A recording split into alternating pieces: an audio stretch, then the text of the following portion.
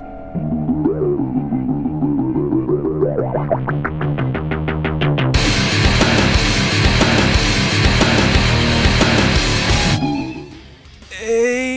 yo guys, this is Jared, aka the Saint of Sins on Xbox Live, bringing you some NBA 2K12 online team-up featuring a matchup of the Los Angeles Clippers at the Los Angeles Lakers. Before we get into this gameplay, however, I gotta apologize for yesterday not getting this video up any sooner.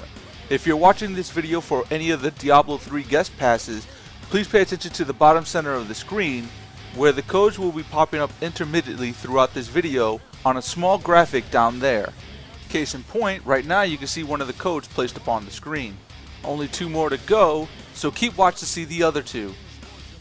For this gameplay I'll be rocking as Chris Paul, and although I'm grateful to be playing point, I'm a little hesitant to play any kind of offense here because I'm not comfortable with Paul's style of play.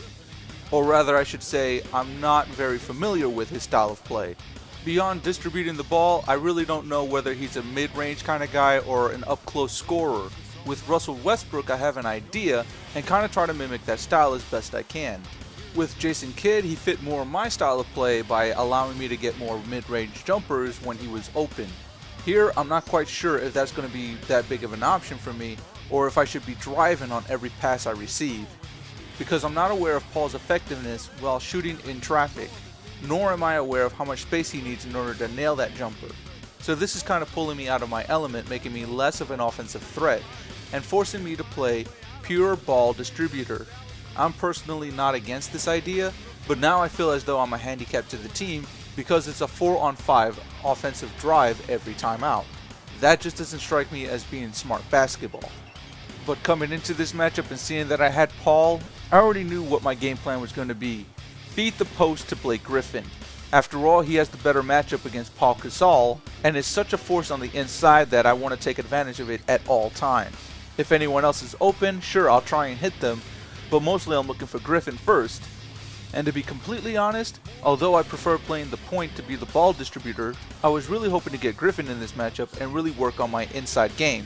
Because for 2K12, I love what they've done with the post game. It's so much simpler and so much easier for me to grasp that I try to abuse it whenever I can. With 2K11's post game, it was a little more intricate and required a lot more practice that I just couldn't master. But ultimately, I feel that the post is the easiest way to score baskets. Now this was the first ever online game I played of 2K12, as I wanted to get a sense of what the lag was like and how much of a delay I was going to be expecting when moving my player. During the course of this game, I felt I acclimated pretty well to it. Of course I wasn't playing perfectly, as I took some pretty bad shots early on, struggling to find a rhythm for Paul's release, as well as how much distance I had on what I thought was an open shot. So offensively I was a bit of a wreck, but defensively I felt I played pretty strong. Although in this play you're going to see me struggle to keep in front of my man, as it cost the team another bucket. Now this one was a tight race all the way through the first half, but unfortunately the second half turns into a completely different story.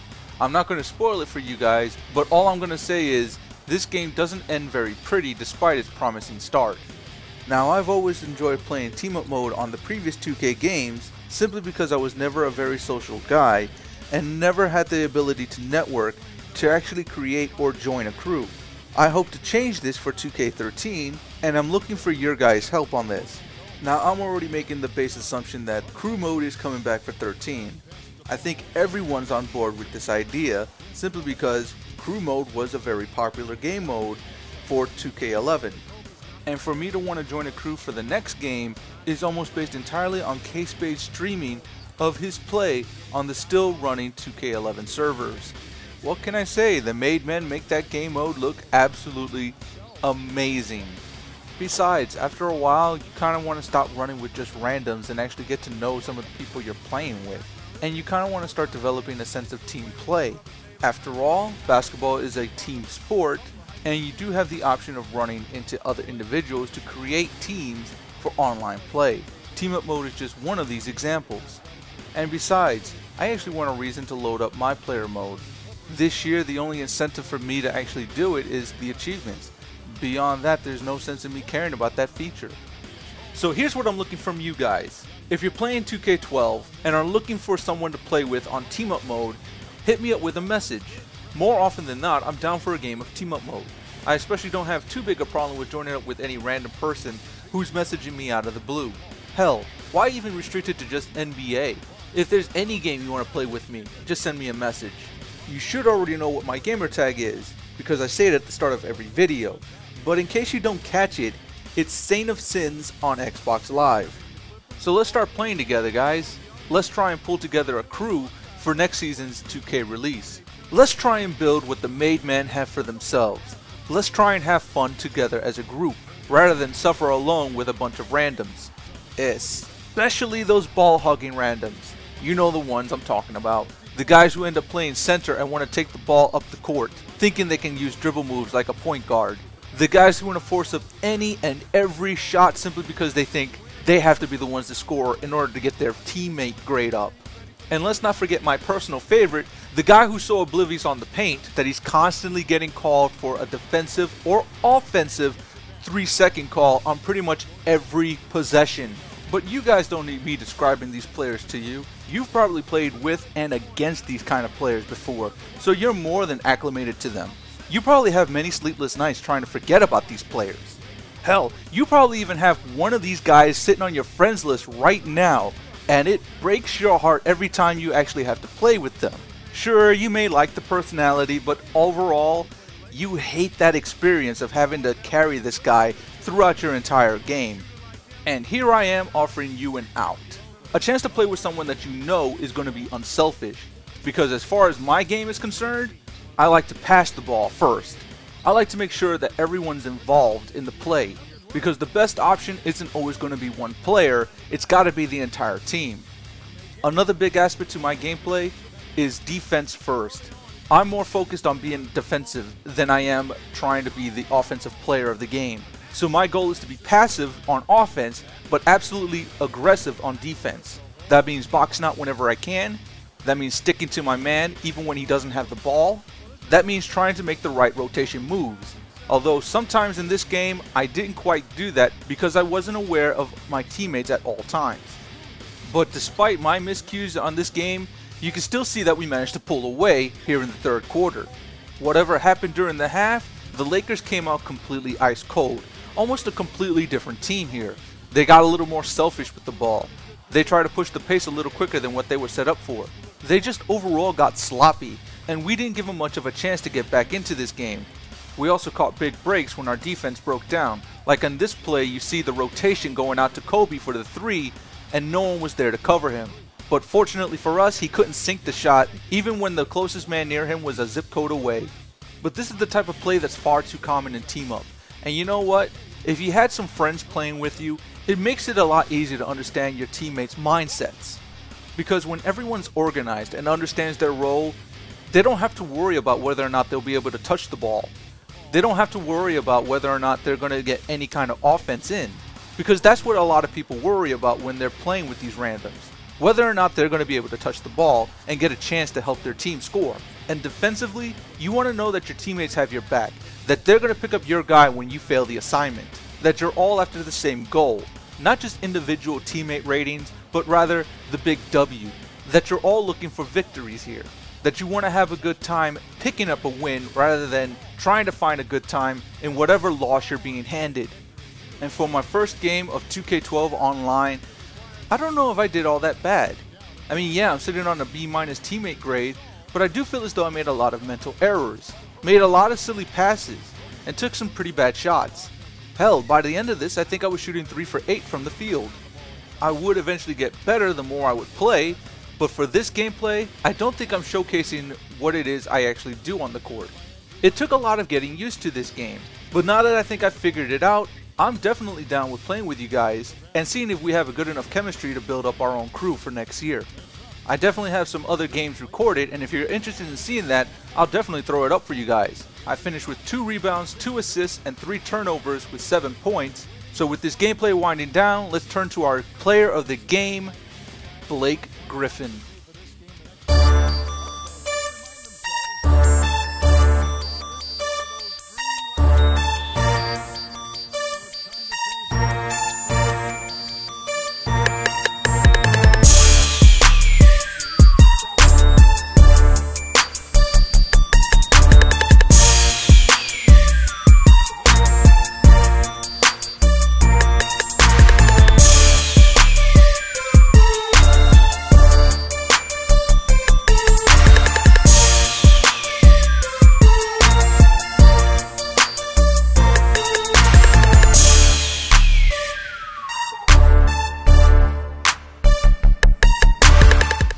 As you can see, Corey Guns 5 finished with an A+ teammate grade, scoring 21 points with 10 rebounds, 3 assists, and 2 blocks. He was definitely the most deserving for player of the game.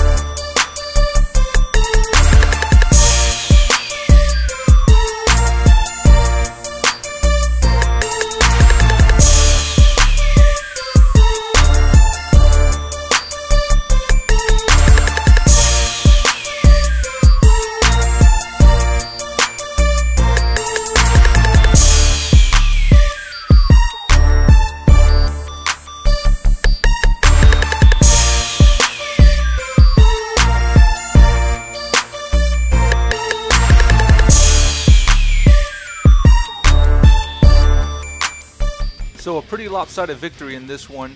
My stats don't really stand out as being anything special. I was 3 for 8 from the field like I said. I was 1 from 4 from behind the arc. I didn't even realize I was taking that many shots from back there. Plus I turned the ball over 3 times, which is better than I expected considering I was a bit rusty. That's going to do it for this video, guys. I will see you later. Peace.